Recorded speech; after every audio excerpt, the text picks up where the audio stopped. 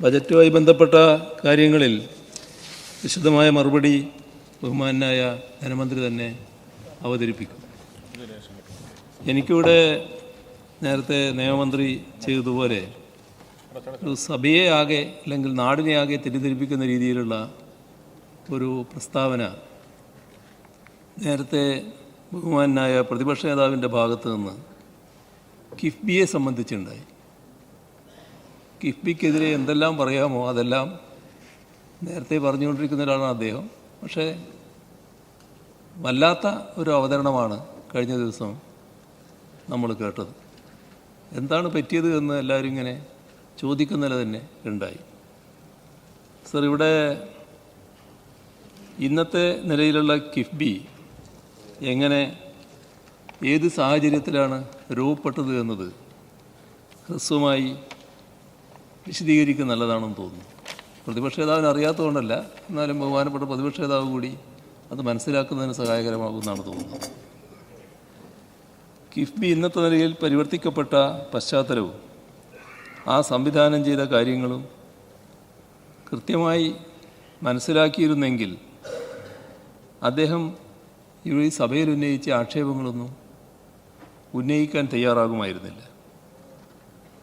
ഇനി അഥവാ ഈ കാര്യങ്ങളെല്ലാം മനസ്സിലാക്കിയിട്ട് തന്നെയാണ് ആക്ഷേപം ഉന്നയിച്ചത് എന്നാണെങ്കിൽ അതിനെ രാഷ്ട്രീയ പ്രേരിതം എന്ന് മാത്രമേ പറയാൻ പറ്റൂ. രാഷ്ട്രീയ പ്രേരിതമായി പറയുന്ന കാര്യങ്ങൾക്ക് വസ്തുതകളുമായി ബന്ധമുണ്ടാകണമെന്നില്ലേ? അങ്ങനെയൊരു പുതിയ രീതി വന്നുകൊണ്ടിരിക്കുന്നുണ്ട്. ആ ബന്ധമില്ലായ്മയാണ് പ്രതിപക്ഷ നേതാവിൻ്റെ വാദങ്ങളുടെ ദൗർബല്യത്തിന് അടിസ്ഥാനം. സർ, 1999 കിഫ്ബി ആക്ട് ഭേദഗതി ചെയ്യാനുണ്ടായ സാഹചര്യം സാമ്പത്തിക മരവിപ്പ്, വികസന മുരടിപ്പ്, അടിസ്ഥാന വികസന മേഖലയിൽ നിശ്ചലത, സാമ്പത്തിക വളർച്ചയിലെ മാന്ദ്യം, ബജറ്റിന് പുറമേയുള്ള വിഭവ സമാഹരണം, ഇതൊക്കെ അസാധ്യമായ നില. ഈ രംഗങ്ങളിലൊന്നും കിഫ്ബിക്കൊന്നും ചെയ്യാനില്ലാത്ത അവസ്ഥയായിരുന്നു. കിഫ്ബി എന്ന് ആരും വലിയ തോതിൽ കേട്ടിട്ടില്ലാത്ത സ്ഥിതിയായിരുന്നു. അതായിരുന്നു 2016 വരെയുള്ള സ്ഥിതി. ഈ മരവിപ്പിനെ മുറിച്ചു കടക്കാനും ബജറ്റിൻ്റെ പരിമിതിക്കപ്പുറത്ത് വിഭവ സമാഹരണവും അടിസ്ഥാന സൗകര്യ വികസനത്തിനായുള്ള വിനിയോഗവും ഉറപ്പാക്കാനും അടിയന്തരമായി ചിലത് ചെയ്തേ മതിയാവൂ എന്ന നില വന്നു. ആ യാഥാർത്ഥ്യം മനസ്സിലാക്കി ഭാവനാപൂർണവും പ്രായോഗികവുമായി LDF സർക്കാർ നടത്തിയ ഇടപെടലായിരുന്നു 1999 കേരള അടിസ്ഥാന സൗകര്യ നിക്ഷേപ നിധി നിയമം ഭേദഗതി ചെയ്യൽ. സർ, അങ്ങനെയാണ് കിഫ്ബി വഴിയുള്ള അടിസ്ഥാന സൗകര്യ വികസന പദ്ധതികൾ പ്രഖ്യാപിച്ചത്. എല്ലാവർക്കും അറിയാവുന്നതാണ്. 5 വർഷം കൊണ്ട് 50,000 കോടി രൂപയുടെ വികസന പ്രവർത്തനങ്ങളാണ് അതുവഴി ഉദ്ദേശിച്ചത്. അത് പ്രതീക്ഷകളെയും ലക്ഷ്യങ്ങളെയും കടന്ന് ഈ കഴിഞ്ഞ 8.5 വർഷം കൊണ്ട് 87,521 കോടി 36 ലക്ഷം രൂപയുടെ 1147 പദ്ധതികളുടെ വിജയകരമായ നിർവഹണത്തിലേക്ക് ഉയർന്നിരിക്കുകയാണ്. ഇതൊക്കെ അറിയപ്പെടുന്ന വസ്തുതകളാണല്ലോ. ഇത് കേരളത്തിൽ ഒന്നും ശരിയാവില്ല എന്ന് വാദിച്ചവരെയും വിഭവങ്ങളുടെ അഭാവത്തിൽ ആകെ മുരടിക്കുന്ന അവസ്ഥയിൽ കേരളം അടിഞ്ഞു കിടന്നുകൊള്ളും എന്ന് പ്രതീക്ഷിച്ചിരുന്നവരെയും ഒട്ടൊന്നുമല്ല പരിഭ്രമിപ്പിച്ചത്. വഴിയില്ലാത്തടത്ത് വഴി വെട്ടുകയായിരുന്നു, മരവിപ്പിനെ മുറിച്ചു കടക്കുകയായിരുന്നു. അതാണ് LDF സർക്കാർ ചെയ്തത്. 25 or 50 വർഷം കാത്തിരുന്നാൽ മാത്രം ഒരുപക്ഷെ നടന്നേക്കാവുന്ന കാര്യങ്ങൾ, അത്യന്താപേക്ഷിതമായ അടിസ്ഥാന സൗകര്യ വികസന കാര്യങ്ങൾ, ഇവ ഒട്ടും കാത്തിരിക്കാതെ ഇപ്പോൾ തന്നെ ചെയ്യുക. അതും ഭാവി വരുമാനത്തെ സെക്യൂരിറ്റൈസ് ചെയ്തുകൊണ്ട് വിദൂര ഭാവിയിലേത് സമീപഭാവിയിലേക്ക് അടുപ്പിക്കുക. ഭാവി പദ്ധതികളെ വർത്തമാനകാലത്ത് നടപ്പാക്കുക. ഇതാണ് ഉണ്ടാവുന്നത്. വരുമാനത്തിൻ്റെ ചെറിയൊരു പങ്ക് വർഷം തോറും കിഫ്ബിക്ക് സർക്കാർ വിഹിതമായി നൽകിക്കൊണ്ടും കിഫ്ബി തനതായി വിഭവസമാഹരണം നടത്തിക്കൊണ്ടും പശ്ചാത്തല സൗകര്യ വികസനം ഉടനടി സാധ്യമാക്കുക എന്ന ലക്ഷ്യമാണ് നമ്മൾ കൈവരിച്ചത്. കിഫ്ബിയെ പുനരുജ്ജീവിപ്പിച്ചതിലൂടെ പ്ലാൻ ഫണ്ടിന് പുറമേയുള്ള അധിക വിഭവസമാഹരണവും അതിലൂന്നിയുള്ള വികസന പ്രവർത്തനങ്ങളുമാണ് സംസ്ഥാനത്ത് നടന്നത്.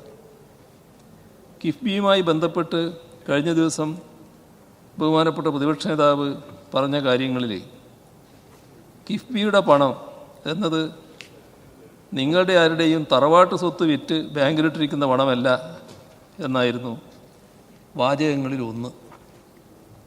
സർ, തറവാടും സ്വത്തുമൊക്കെയായി അദ്ദേഹം ഇപ്പോഴും കാര്യങ്ങളെ അങ്ങേയറ്റം യാഥാസ്ഥികമായി കാണുന്നുവെന്നാണ് ഇത് കാണിക്കുന്നത്. എന്നാൽ കിഫ്ബി എന്നത് സംസ്ഥാനത്തിൻ്റെ ചരിത്രത്തിലെ ഒരു നൂതനവും ധീരവുമായ കാൽവെപ്പാണ്. വികസനത്തിൻ്റെ ബദൽ മാതൃകയാണ്. അതിൻ്റെ നേട്ടങ്ങൾ അദ്ദേഹത്തെ ചൊടിപ്പിക്കുന്നതിൽ അസ്വാഭാവികതയൊന്നുമില്ല. യാഥാസ്ഥിക കാഴ്ചപ്പാടുകളുമായി നിൽക്കുന്ന അദ്ദേഹത്തിന് ഇത് ഉൾക്കൊള്ളാൻ കഴിയാതെ പോകുന്നതിൽ അത്ഭുതവുമില്ല. സർ, പ്ലാൻ ഫണ്ടിൽ കുറവ് വരുത്തുന്നു എന്നതാണ് പ്രതിപക്ഷ നേതാവിൻ്റെ ഒരു ആക്ഷേപം. ഇവിടെ കുറച്ച് പഴയ കണക്കുകൾ കൂടി നോക്കാം. ബജറ്റ് രേഖകൾ പരിശോധിച്ചാൽ മനസ്സിലാകുന്ന ഒരു കാര്യമുണ്ട്. ഉമ്മൻചാണ്ടി സർക്കാരിൻ്റെ അവസാന 3 വർഷത്തെ ആകെ മൂലധന ചെലവ് 16,049 കോടി രൂപയായിരുന്നു. എന്നാൽ കഴിഞ്ഞ 3 വർഷത്തിലെ കിഫ്ബിയിലൂടെ മാത്രമുള്ള മൂലധന ചെലവ് ഇതിലധികമാണ്. 17,857 കോടി രൂപയാണ് ബജറ്റിന് പുറമെ കഴിഞ്ഞ 3 വർഷത്തിൽ കിഫ്ബിയിലൂടെ മാത്രം വികസന പ്രവർത്തനങ്ങൾക്ക് ചെലവാക്കിയത്. ഈ LDF സർക്കാരിൻ്റെ കഴിഞ്ഞ 3 വർഷത്തിലെ മൂലധന ചെലവ് മാത്രം എടുക്കുക, അത് 41,773 കോടി രൂപയാണ്. ഇത് ഉമ്മൻചാണ്ടി സർക്കാരിൻ്റെ കാലത്തിനേക്കാൾ 2.6 മടങ്ങാണ് എന്നതാണ് വാസ്തവം. ഇനി സംസ്ഥാന സർക്കാരിൻ്റെയും കിഫ്ബിയുടെയും ഒരുമിച്ച് കണക്കാക്കിയാൽ ഇത് കഴിഞ്ഞ 3 വർഷത്തിൽ 59,630 കോടി രൂപയാണ്. അതായത് ഉമ്മൻചാണ്ടി സർക്കാരിൻ്റെ കാലത്തിൻ്റെ 3.72 മടങ്ങ്. ഇത്തരത്തിൽ സർക്കാരിൻ്റെ നേരിട്ടുള്ള മൂലധന ചെലവ് ബജറ്റിലൂടെ ഉയർത്തുന്നതിന് പുറമെ കിഫ്ബിയിലൂടെയും കണ്ടെത്തുകയാണ് സർക്കാർ ചെയ്തത്. ഇതേക്കുറിച്ച് കൃത്യമായ ധാരണയില്ലാതെയാണ് ബഹുമാനപ്പെട്ട പ്രതിപക്ഷ നേതാവ് പ്ലാൻ ഫണ്ടിൽ കുറവ് വരുത്തുന്നു എന്ന തരത്തിൽ അടിസ്ഥാനരഹിതമായ ആരോപണം ഉയർത്തിയത്.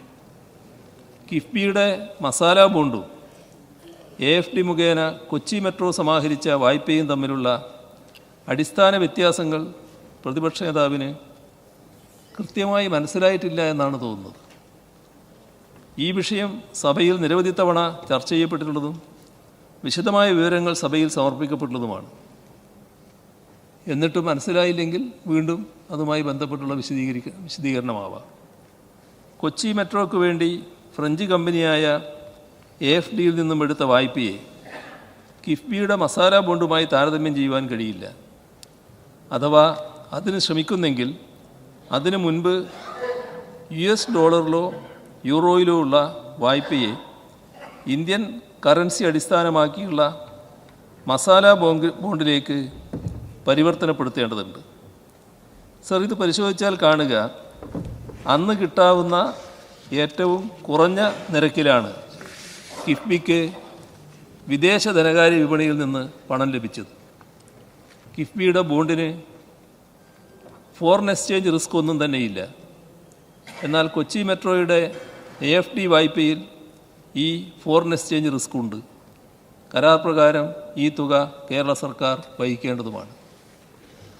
കിഫ്ബിയിലെ CAG ഓഡിറ്റ് സംബന്ധിച്ചുള്ളതാണ് മറ്റൊരാക്ഷേപം. CAG ഓഡിറ്റുമായി ബന്ധപ്പെട്ട് 101 ആവർത്തിച്ച ഇല്ലാ കഥയാണ് ഇത്തവണയും പ്രതിപക്ഷ നേതാവിൻ്റെ നാവിൽ നിന്ന് വന്നത്. കിഫ്ബിയിൽ CNAG ഓഡിറ്റ് നടക്കുന്നില്ല, അത് നടത്താൻ അനുവദിക്കുന്നില്ല എന്നൊക്കെയാണ് ആക്ഷേപം. തികച്ചും വസ്തുതാവിരുദ്ധമായ ആക്ഷേപമാണിത്.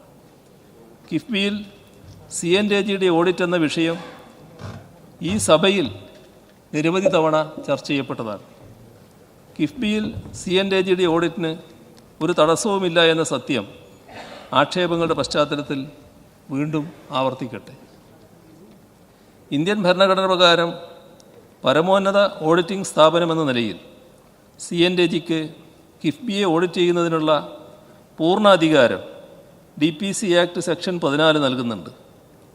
സത്യം ഇതാണ്. ഇതിരിക്കെ കിഫ്ബിയെ ഓഡിറ്റ് ചെയ്യുന്നതിന് CNAGയെ സർക്കാർ പ്രത്യേകം ചുമതലപ്പെടുത്തേണ്ട കാര്യമില്ല. എന്നിരുന്നാലും അനാവശ്യ വിവാദങ്ങളുടെ പശ്ചാത്തലത്തിൽ കിഫ്ബിയിൽ പൂർണ്ണമായ CNAG ഓഡിറ്റിങ്ങിന് സർക്കാർ രേഖാമൂലം അനുമതി നൽകിയിട്ടുണ്ട് എന്നത് മറ്റൊരു കാര്യവുമാണ്. കിഫ്ബിയിൽ ആക്ട് പ്രകാരം നിലനിൽക്കുന്ന സ്റ്റാറ്റ്യൂട്ടറി ഓഡിറ്റുകൾക്കൊപ്പം CNAGയുടെ ഓഡിറ്റ് നടക്കുന്നുണ്ട്. CNAG audit, statutory audit, risk based internal audit, concurrent audit തുടങ്ങിയ ഓഡിറ്റുകളൊക്കെ കിഫ്ബിയിൽ നടക്കുന്നുണ്ട്. പ്രതിപക്ഷ നേതാവ് ഇതൊന്നും അറിയുന്നില്ല എന്നാണ് തോന്നുന്നത്. 2023-24 സാമ്പത്തിക വർഷം വരെയുള്ള കിഫ്ബിയുടെ എല്ലാ വരവ് ചെലവ് കണക്കുകളും പദ്ധതികൾ സംബന്ധിച്ച രേഖകളും CNAG ഓഡിറ്റിങ്ങിന് വിധേയമാക്കിയിട്ടുണ്ട്. 2020-21 മുതൽ 2023-24 വരെയുള്ള കഴിഞ്ഞ 4 വർഷത്തെ CNAG ഓഡിറ്റ് 2024 ഒക്ടോബർ 21 മുതൽ ഡിസംബർ 12 വരെ കിഫ്ബിയിൽ നടന്നു. 53 ദിവസത്തോളം കിഫ്ബിയിൽ CAG സംഘം പരിശോധന നടത്തിയിട്ടുണ്ട്. അവർ ഉന്നയിച്ച എല്ലാ സംശയങ്ങൾക്കും നിരീക്ഷണങ്ങൾക്കും കിഫ്ബി മറുപടിയും നൽകിയിട്ടുണ്ട്. CNAG ഓഡിറ്റ് റിപ്പോർട്ടുകൾ അസംബ്ലിയിൽ വെക്കുന്നില്ല എന്ന ആരോപണം തികച്ചും അടിസ്ഥാനരഹിതമായ ഒന്നാണ്. 22/1/2021 നിയമസഭയുടെ മേശപ്പുറത്ത് സമർപ്പിക്കപ്പെട്ട കിഫ്ബിയെക്കുറിച്ചുള്ള CNAG ഓഡിറ്റ് റിപ്പോർട്ടിൽ തെറ്റായ പരാമർശങ്ങൾ ഉൾക്കൊണ്ടു എന്ന് കണ്ടെത്തിയതിനാൽ നിയമസഭ അതിനെ ഐകകണ്ഠേന നിരാകരിച്ചു എന്നതിൽ നിന്ന് തന്നെ അത് അസംബ്ലിയുടെ പരിഗണനയ്ക്ക് വന്നു എന്ന് തെളിയുന്നുണ്ടല്ലോ. പ്രതിപക്ഷ നേതാവ് ഇതൊന്നും അറിയുന്നില്ല എന്നാണോ ധരിക്കേണ്ടത്? ഇതിനു പുറമെ കിഫ്ബിയുടെ സാമ്പത്തിക വിശ്വാസ്യത സംബന്ധിച്ച ഫിഡലിറ്റി സർട്ടിഫിക്കറ്റുകളെല്ലാം എല്ലാ സംസ്ഥാന ബജറ്റ് രേഖയോടൊപ്പവും നിയമസഭയ്ക്ക് സമർപ്പിക്കുന്നുമുണ്ട്. പ്രതിപക്ഷ നേതാവ് ഇതൊക്കെ പരിശോധിക്കാൻ സമയം കണ്ടെത്തണം എന്നാണ് പറയാനുള്ളത്. പദ്ധതി നിർവഹണത്തിൻ്റെ ഗുണമേന്മയിൽ വിട്ടുവീഴ്ച ചെയ്യാത്ത കിഫ്ബി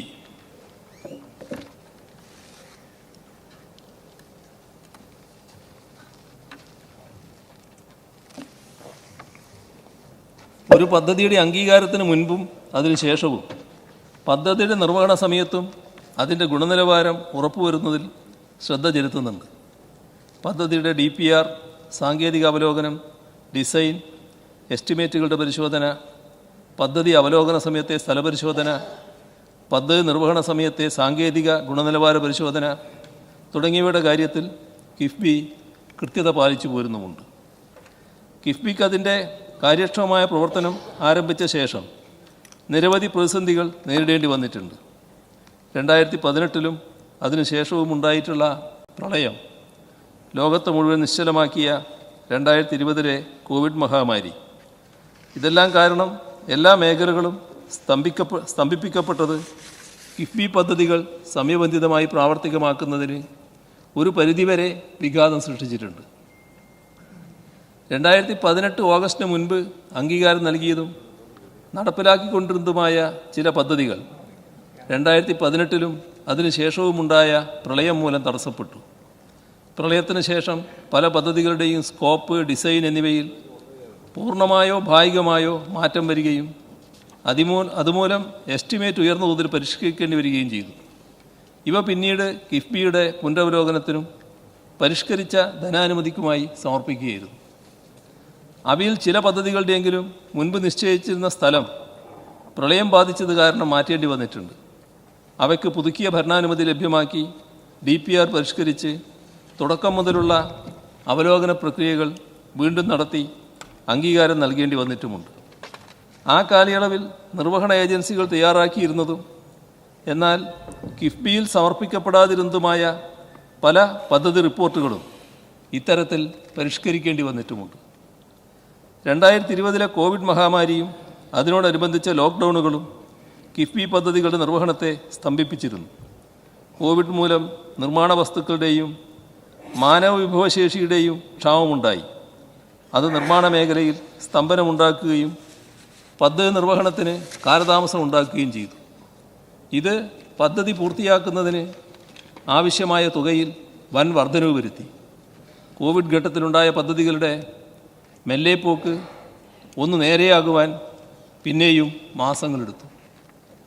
സർ, പദ്ധതികൾ ടെൻഡർ ചെയ്യുമ്പോൾ സാങ്കേതികതയിലും അനുഭവസമ്പത്തിലും വേണ്ടത്ര അവഗാഹമുള്ള കരാറുകാരുടെ ലഭ്യതക്കുറവ് കാലതാമസത്തിൻ്റെ പ്രധാന കാരണങ്ങളിലൊന്നാണ്. കിഫ്ബി നിഷ്കർഷിക്കുന്ന ഗുണമേന്മയും സമയക്രമവും പാലിച്ച് പദ്ധതി നടപ്പിലാക്കാൻ നിർവഹണ ഏജൻസികൾക്കും കരാറുകാർക്കും വേണ്ട പോലെ സാധിക്കാതെ വരുന്നുമുണ്ട്. അത്തരം സാഹചര്യങ്ങളിൽ തുടർ പ്രവൃത്തികൾ പൂർത്തീകരിക്കുന്നതിന് കൂടുതൽ കാലതാമസം നേരിടുന്നുമുണ്ട്. പൊതുമരാമത്ത് വകുപ്പിനെയും കിഫ്ബിയെയും താരതമ്യപ്പെടുത്തിക്കൊണ്ട് പ്രതിപക്ഷ നേതാവ് കിഫ്ബി പദ്ധതികൾക്ക് വേഗം കുറവാണ് എന്ന് പരാമർശിക്കുകയുണ്ടായി. വർദ്ധിച്ചു വരുന്ന വാഹന സാന്ദ്രത കണക്കിലെടുത്ത് റോഡുകൾ നിലവിലുള്ള വീതിയിൽ അഭിവൃദ്ധിപ്പെടുത്തുന്നതിന് പകരം അധികമായി ഭൂമി ഏറ്റെടുത്ത് വീതി കൂട്ടിയും വളവുകൾ നിവർത്തിയും ഡിസൈൻ റോഡുകളായാണ് ഭൂരിഭാഗം കിഫ്ബി റോഡുകളും നിർമ്മിക്കുന്നത്. ഭൂമി ഏറ്റെടുക്കൽ ഉൾപ്പെടുന്നതുകൊണ്ട് നിയമപ്രകാരമുള്ള നടപടിക്രമങ്ങൾ പാലിക്കുമ്പോഴുണ്ടാകുന്ന സ്വാഭാവികമായ കാലതാമസം പ്രവൃത്തികളുടെ പൂർത്തീകരണത്തിൽ പ്രകടമാണ്. ഭൂമി ഏറ്റെടുക്കൽ നടപടികളുടെ പൂർത്തീകരണത്തിൽ സാധാരണഗതിയിൽ ശരാശരി 2-3 വർഷം സമയമെടുക്കുമെങ്കിലും ഭൂ ഉടമകളുടെ ഭാഗത്തു നിന്നുള്ള പ്രതിഷേധം, കോടതി വ്യവഹാരങ്ങളിലേക്ക് ഉൾപ്പെടെ നയിക്കുന്ന പ്രാദേശികമായ എതിർപ്പുകൾ, ഇത്തരം കാരണങ്ങളാൽ ഭൂമി ഏറ്റെടുക്കൽ നടപടികളിൽ അനിയന്ത്രിതമായ കാലതാമസത്തിന് കാരണമാകുന്നുമുണ്ട്. വനം വകുപ്പിൻ്റെ അനുമതി, പാരിസ്ഥിതിക അനുമതി, തീരദേശ പരിപാലന അതോറിറ്റിയുടെ അനുമതി, വെറ്റ്ലാൻഡ് ക്ലിയറൻസ്, നാവിഗേഷൻ ക്ലിയറൻസ് മുതലായവ ലഭ്യമാക്കുന്നതിലുള്ള സ്വാഭാവികമായ കാലതാമസം പ്രവൃത്തികൾ സമയബന്ധിതമായി ആരംഭിക്കുന്നതിനെ ബാധിക്കുന്നുമുണ്ട്. ഈ അനുമതികളുടെ ഭാഗമായി ചില പദ്ധതികളിൽ ഡിസൈൻ മാറ്റങ്ങൾ അനിവാര്യമായി വരുന്നു. ഇതുമൂലം എസ്റ്റിമേറ്റ് ഡ്രോയിങ് പുതുക്കേണ്ടി വരുന്നതും പ്രവൃത്തികൾ ആരംഭിക്കുന്നതിലുള്ള കാലതാമസത്തിന് കാരണമാകാറുണ്ട്. മലയോര ഹൈവേക്ക് ആവശ്യമായ വനം വകുപ്പിൻ്റെ അനുമതി, തീരദേശ ഹൈവേക്ക് വേണ്ട തീരദേശ പരിപാലന അതോറിറ്റിയുടെ അനുമതി തുടങ്ങിയവ ഇതിന് ഉദാഹരണങ്ങളുമാണ്. റോഡുകൾ വീതി കൂട്ടി നിർമ്മിക്കേണ്ടതിനാലും ഭാവിയിൽ പൈപ്പ് ലൈനുകൾക്കുണ്ടാകുന്ന കേടുപാടുകൾ മൂലം പ്രവൃത്തി നിർവഹിച്ച റോഡുകൾ വെട്ടിപ്പൊളിക്കേണ്ട സാഹചര്യം ഒഴിവാക്കേണ്ടതിനാലും നിലവിലുള്ള KSEB, water authority, Jalanidhi, BSNL മുതലായ യൂട്ടിലിറ്റികൾ ഏറ്റെടുക്കുന്ന ഭൂമിയുടെ അതിരിലേക്ക് മാറ്റി സ്ഥാപിച്ചതിന് ശേഷമാണ് ഭൂരിഭാഗം കിഫ്ബി പ്രവൃത്തികളും ആരംഭിക്കുന്നത്. ഇതുവഴി കാലഹരണപ്പെട്ട യൂട്ടിലിറ്റി ലൈനുകൾക്ക് പകരം സാങ്കേതിക മികവോടുകൂടിയതും കാര്യക്ഷമതയേറിയതുമായ യൂട്ടിലിറ്റി ലൈനുകൾ പുനഃസ്ഥാപിക്കപ്പെടുമെങ്കിലും ഇത്തരം പ്രവൃത്തികളിലുണ്ടാകുന്ന കാലതാമസം നിർമ്മാണ പ്രക്രിയയുടെ സമയക്രമത്തെ ബാധിക്കുന്നുണ്ട്. ഇത്തരത്തിൽ ഗുണമേന്മയുടെ സുസ്ഥിരമായ വികസന പദ്ധതികൾ ആവിഷ്കരിച്ച് നടപ്പിലാക്കുമ്പോൾ നേരിടേണ്ടി വരുന്ന സ്വാഭാവികമായ സമയദൈർഘ്യത്തെയാണ് കാലതാമസമെന്നും പദ്ധതികളുടെ ഇഴഞ്ഞുപോക്കെന്നും ഇവിടെ വിമർശിച്ചത്. റെയിൽവേ മേൽപ്പാലങ്ങളുടെ കാര്യം. റെയിൽവേയുടെ ഭാഗത്തു നിന്നും GAD, ജനറൽ അറേഞ്ച്മെൻറ്റ് ഡ്രോയിങ്സ് അംഗീകാരം ലഭിക്കുവാനുണ്ടാകുന്ന കാലതാമസമാണ് പ്രധാനമായും റെയിൽ ഓവർബ്രിഡ്ജ് പദ്ധതികൾ തുടങ്ങുന്നതിന് തടസ്സമാകുന്നത്. GADക്ക് റെയിൽവേയുടെ അംഗീകാരം ലഭിച്ചാൽ മാത്രമേ പദ്ധതിയുടെ ഭൂമി ഏറ്റെടുക്കൽ നടപടികൾ ആരംഭിക്കാൻ കഴിയുകയുള്ളൂ.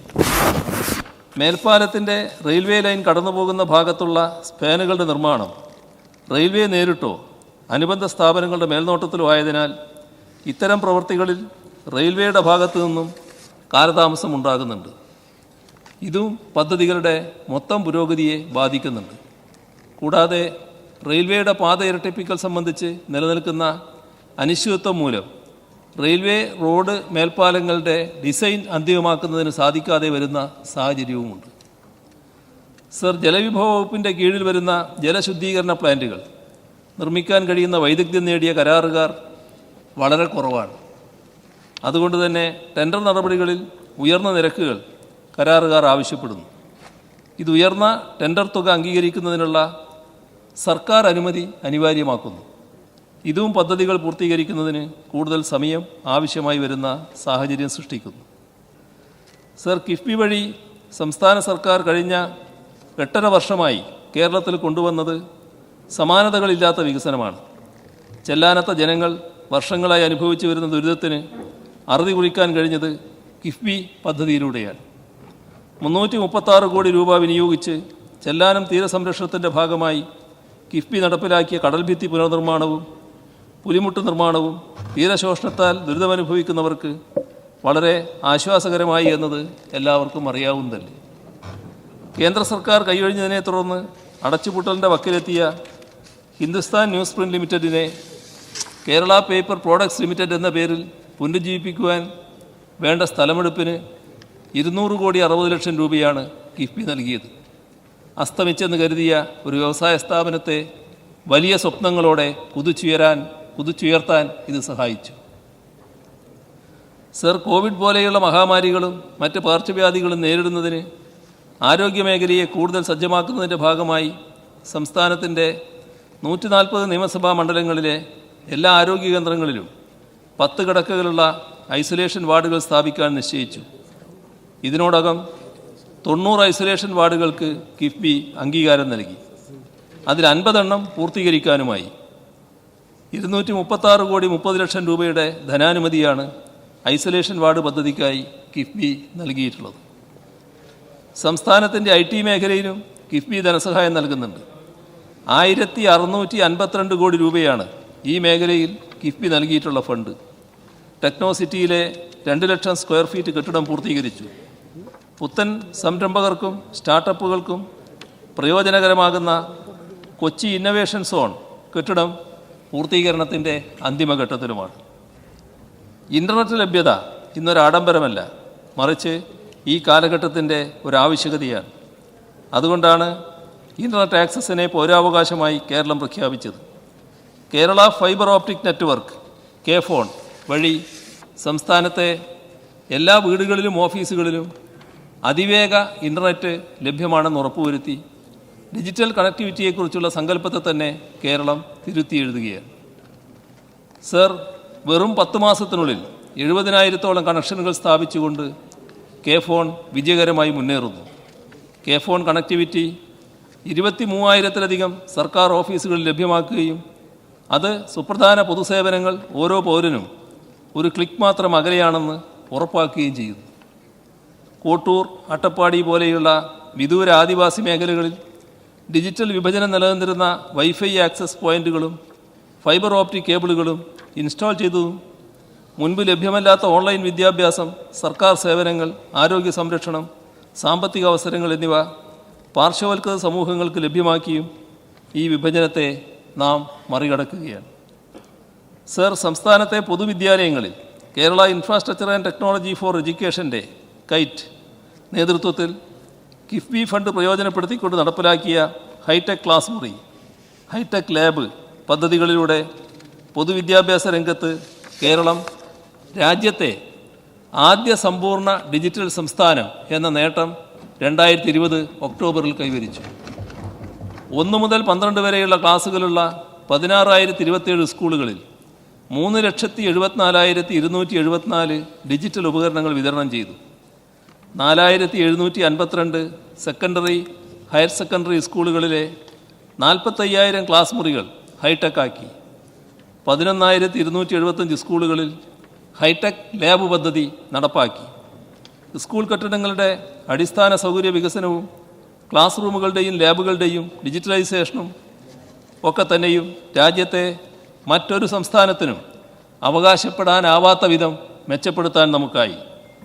ഇത് 2025-26 കേന്ദ്ര ബജറ്റിൽ പുതിയൊരു പദ്ധതിയായി അവതരിപ്പിക്കുന്നതേ ഉള്ളൂ എന്നത് സംസ്ഥാനത്തിൻ്റെ ദീർഘവീക്ഷണത്തെ അടയാളപ്പെടുത്തുന്നതുമാണ്. SC/ST വിഭാഗത്തിന് കിഫ്ബി പണം അനുവദിക്കുന്നില്ല എന്ന ആരോപണം അടിസ്ഥാനരഹിതമാണ്. കിഫ്ബി പദ്ധതികൾ കേരളത്തിലെ എല്ലാ ജനവിഭാഗത്തിൻ്റെയും ക്ഷേമം മുൻനിർത്തിയുള്ളതാണ്. SC/ST വകുപ്പിൻ്റെ കീഴിൽ കിഫ്ബി 152 കോടി 23 ലക്ഷം രൂപയുടെ അടിസ്ഥാന സൗകര്യ വികസന പദ്ധതികൾക്ക് അനുമതി നൽകി. അതിൽ 80 കോടി രൂപ ഇതുവരെ ചെലവഴിച്ചു. 55% പ്രവൃത്തികൾ പൂർത്തീകരിച്ചു. ഇത് അടിസ്ഥാന സൗകര്യ വികസനത്തിന് മാത്രം അനുവദിച്ചിട്ടുള്ളതാണ്. ഇതിനു പുറമെയാണ് സംസ്ഥാന സർക്കാർ പ്ലാൻ ഫണ്ടിൽ തുക വകയിരുത്തുന്നത്. അതിനാൽ കിഫ്ബി ഫണ്ടും പ്ലാൻ ഫണ്ടും തമ്മിൽ താരതമ്യം ചെയ്തുകൊണ്ട് പ്രതിപക്ഷം ഉന്നയിക്കുന്ന ആരോപണങ്ങൾ വസ്തുതാവിരുദ്ധമാണ്. സർ, പിൻവാതിൽ നിയമനം എന്താണ് മറ്റൊരാരോപണം. കിഫ്ബിയിൽ സർവീസിൽ നിന്നും വിരമിച്ച 14 ജീവനക്കാർ ജോലി ചെയ്യുന്നുണ്ട്. കിഫ്ബിയിൽ ആകെ 180 ജീവനക്കാരാണ് ജോലി ചെയ്യുന്നത്. അതായത് 7% വിരമിച്ച ജീവനക്കാർ മാത്രമാണ് കിഫ്ബിയിൽ ജോലി ചെയ്യുന്നത്. കിൻഫ്ര അമ്പലമുകളിൽ സ്ഥാപിക്കുന്ന നിർദ്ദിഷ്ട പെട്രോ കെമിക്കൽ പാർക്കിൻ്റെ സ്ഥലമേറ്റെടുപ്പിനായി കിഫ്ബി 977 കോടി 46 ലക്ഷം രൂപ നൽകിയിട്ടുണ്ട്. അതിൽ നിന്ന് റവന്യൂ ആയി ഇതിനോടകം 540 കോടി 22 ലക്ഷം രൂപ കിഫ്ബിക്ക് തിരികെ ലഭിച്ചിട്ടുമുണ്ട്. 2016 കിഫ്ബി ഭേദഗതി പ്രകാരം പെട്രോളിയം ഇന്ധനങ്ങൾക്ക് മേലുള്ള 1% സെസ്സും 10% വീതം വാർഷിക വർധന വരുത്തി 5-ാം വർഷം മുതൽ ഏർപ്പെടുത്തുന്ന 50% മോട്ടോർ വാഹന നികുതിയുമാണ് കിഫ്ബിയുടെ വരുമാന സ്രോതസ്. ഈ സ്രോതസ്സിനെ സെക്യൂരിറ്റൈസ് ചെയ്ത് സെബിയും RBIയും അംഗീകരിച്ചിട്ടുള്ള നൂതന ധനസമാഹരണ സംവിധാനങ്ങൾ ഉപയോഗപ്പെടുത്തി വായ്പയെടുത്ത് കേരളത്തിൻ്റെ അടിസ്ഥാന സൗകര്യ മേഖലയിൽ കൂടുതൽ നിക്ഷേപം കൊണ്ടുവരികയാണ് കിഫ്ബിയുടെ ലക്ഷ്യം. ഇത്തരത്തിലുള്ള ധനസമാഹരണം 2022 വരെ സംസ്ഥാനത്തിൻ്റെ വായ്പാ പരിധിയിൽ ഉൾപ്പെടുന്നതായിരുന്നില്ല. ഈ സാഹചര്യത്തിലാണ് മുൻ ധനമന്ത്രി കിഫ്ബി റോഡുകളിൽ നിന്നും പാലങ്ങളിൽ നിന്നും ടോൾ പിരിക്കേണ്ടി വരില്ല എന്ന് അഭിപ്രായപ്പെട്ടത്. കേരള FRA ആക്ടിന് വിരുദ്ധമായി സർക്കാർ അവലംബിച്ച നയവ്യതിയാനത്തിൻ്റെ ഫലമായിട്ടാണ് സംസ്ഥാനത്തിൻ്റെ ലെജിറ്റിമേറ്റ് എക്സ്പെക്റ്റേഷന് വിരുദ്ധമായി 2022 കിഫ്ബിയെയും സമാന സ്ഥാപനങ്ങളെയും സംസ്ഥാനത്തിൻ്റെ കടമെടുപ്പ് പരിധിയിൽ ഉൾപ്പെടുത്തിയത്. ഇതുമൂലം 2022 സാമ്പത്തിക വർഷം സംസ്ഥാനത്തിന് 15,895 കോടി 50 ലക്ഷം രൂപയുടെ അധിക വായ്പ എടുക്കലിനുള്ള അവകാശം നഷ്ടപ്പെട്ടു. മൊത്തത്തിൽ 2016 മുതൽ 2023 വരെയുള്ള സാമ്പത്തിക വർഷങ്ങളിൽ സംസ്ഥാനത്തിന് 1,07,513 കോടി 9 ലക്ഷം രൂപയുടെ ചെലവ് നഷ്ടമോ വിഭവ കമ്മിയോ ഉണ്ടായി. സർ, തുടർന്ന് കിഫ്ബി വായ്പ സംസ്ഥാനത്തിൻ്റെ കടമെടുപ്പ് പരിധിയിൽ നിന്നും ഒഴിവാക്കണമെന്ന ആവശ്യം ഉന്നയിച്ച് പ്രധാനമന്ത്രിക്കും കേന്ദ്ര ധനകാര്യമന്ത്രിക്കും മുഖ്യമന്ത്രി നിലയിൽ കത്തുകൾ അയച്ചിരുന്നു. എന്നാൽ അനുകൂലമായ നടപടികൾ ഒന്നും തന്നെ കേന്ദ്രത്തിൻ്റെ ഭാഗത്തു നിന്നുണ്ടായില്ല. അത്തരമൊരു സാഹചര്യത്തിലാണ് കേന്ദ്ര സർക്കാരിൻ്റെ സമീപനത്തിനെതിരെ കേരള സർക്കാർ സുപ്രീം കോടതിയിൽ ഭരണഘടനയുടെ അനുച്ഛേദം 131 പ്രകാരം സ്യൂട്ട് ഫയൽ ചെയ്തത്. ആ കേസ് ഇപ്പോൾ ബഹുമാനപ്പെട്ട സുപ്രീം കോടതിയുടെ പരിഗണനയിലാണ്. ആ കേസിൻ്റെ പ്രതിവാദത്തിൽ കേന്ദ്ര സർക്കാർ നിരത്തിയ ന്യായം കിഫ്ബി പദ്ധതികൾ വരുമാനദായകമല്ലെന്നും സമാന സ്ഥിതിയിലുള്ള NHAI തുടങ്ങിയ കേന്ദ്ര സർക്കാർ ഏജൻസികളെല്ലാം വരുമാനം നേടുന്നവയാണെന്നും അതുവഴി തിരിച്ചടവ് സാധ്യമാകുന്നു എന്നുമാണ്. എന്നാൽ ഇത് വസ്തുതാവിരുദ്ധമാണ്. ടോൾ വഴി വരുമാനം കണ്ടെത്തുന്ന NHAI ആകെ തിരിച്ചടവിൻ്റെ വളരെ ചെറിയൊരു ശതമാനം മാത്രമേ ടോൾ വഴി നേടുന്നുള്ളൂ. ബാക്കിയെല്ലാം ഓപ്പൺ മാർക്കറ്റ് കടമെടുപ്പും കേന്ദ്ര സർക്കാർ ഗ്രാൻറ്റുകളുമാണ്. കേരളത്തിൻ്റെ വാദങ്ങളിൽ കടമ്പുണ്ടെന്ന് കണ്ടാണ് സുപ്രീം കോടതി ഈ കേസിനെ ഭരണഘടനാ ബെഞ്ചിന് വിട്ടത്. ഇവിടെ എടുത്തു പറയേണ്ട മറ്റൊരു കാര്യം, കേന്ദ്ര സർക്കാർ തന്നെ കിഫ്ബി മാതൃകയിൽ സ്ഥാപനം തുടങ്ങിയിട്ടുണ്ട് എന്നുള്ളതുമാണ്.